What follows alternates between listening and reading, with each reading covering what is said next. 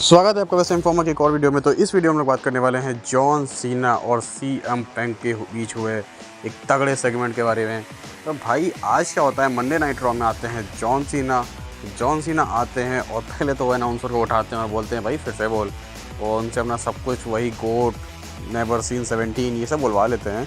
और उसके बाद वो बोलना चालू करते हैं WWE यूनिवर्स से। वो बोलते हैं कि भाई तुम लोग ना जब भी अपना मुंह खोलते हो तो कुछ ना कुछ तो मुझे सिखा ही देते हो। तुम्हें पता है मनी इन द बैंक में तुमने मुझे क्या सिखाया? तुमने सिखाया कि ट्रुथ लाई है। तुम लोग उस बंदे को सेव करने के बाद बोल रहे हो जो कि एक साइड कैरेक्टर, एक कॉमेडियन है।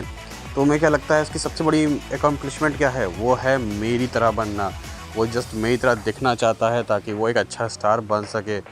और इसके बाद वो बोलते हैं कि भाई तुम लोग बस स्पाइनलेस कीबोर्ड वॉरियर्स हो, यानी कि बस तुम कीबोर्ड पे बकवास करना जानते हो लेकिन तुम्हारे अंदर कोई भी अथॉरिटी नहीं है।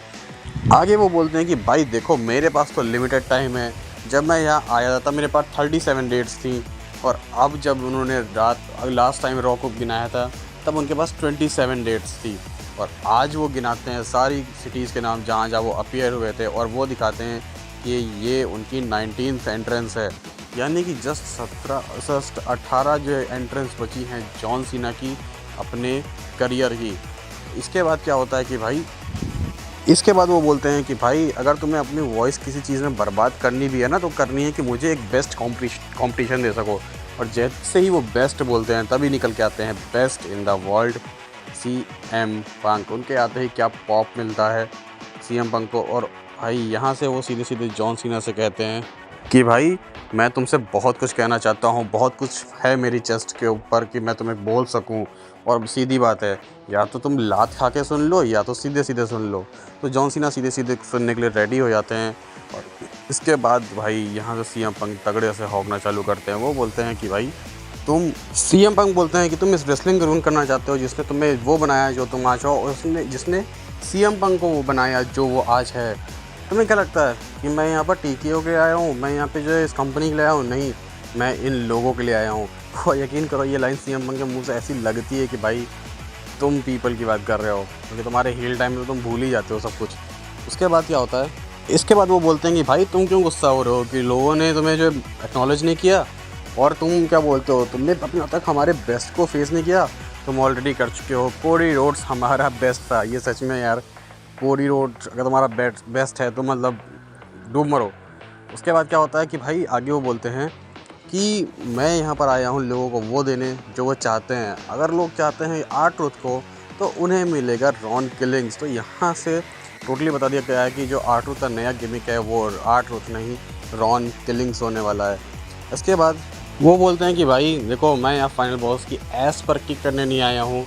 तो उसके बाद वो लेके आते हैं सीधे उन्हें एलिमिनेशन चेंबर। वो बोलते हैं जब सेथ रॉलिंस ने मुझे स्टॉर्म किया तो तुमने आकर सीधे मुझे STF लगाया, और तुमने जब मुझे बोला सॉरी तो तुम जानते थे कि तुम कहीं ना कहीं गलत हो। और अगर आज भी तुम अपने चारों तरफ देखोगे तो तुम्हें पता चलेगा जॉन सीना कि तुम कितने ज़्यादा गलत हो। तो भाई सीधी बात है, इस टाइटल ने तुम्हें करप्ट कर दिया है। इसने 2011 में मुझे भी करप्ट किया था और इसने तुम्हें एक मॉन्स्टर बना दिया है। और अब भले ही मुझे एक मॉन्स्टर फिर से बनना पड़े बट मैं तुमसे टाइटल वापस लेकर रहूँगा। तो भाई अगर पिछवाड़े में दम है तो आ जाओ, आज ही रात इसको ऐसे की तैसी कर लेते हैं। बट जॉन सीना बड़े चालाक आदमी है, वो यहाँ से हाइप करते हैं John Cena versus CM Punk best versus GOAT for undisputed championship. वो बोलते हैं let's do it but not tonight, you have to follow me to the Saudi Arabia. तो भाई सऊदी अरेबिया के पैसों की झनकार से फाइनली हमें एक इस जो इनका रिटायरमेंट टूर है उसका सबसे बड़ा मैच सऊदी अरेबिया में नाइट ऑफ चैम्पियंस में मिलने वाला है। तो अब देखने वाली बात है कि भाई नाइट ऑफ चैम्पियंस में मैच कैसा डिलीवर होता है। इस मैच की डिलीवरी बहुत ज़रूरी है और रॉन किलिंग्स का क्या एंगल रहता है ये भी देखना बहुत ज़रूरी है। और फिलहाल दोनों के इस अमेजिंग सेगमेंट खत्म होने के बाद आते हैं Seth Rollins just brief case के ऊपर उठाए हुए होते हैं और वो यहाँ से क्लियर कर चुके हैं कि भाई अब तो कोई सेफ नहीं है।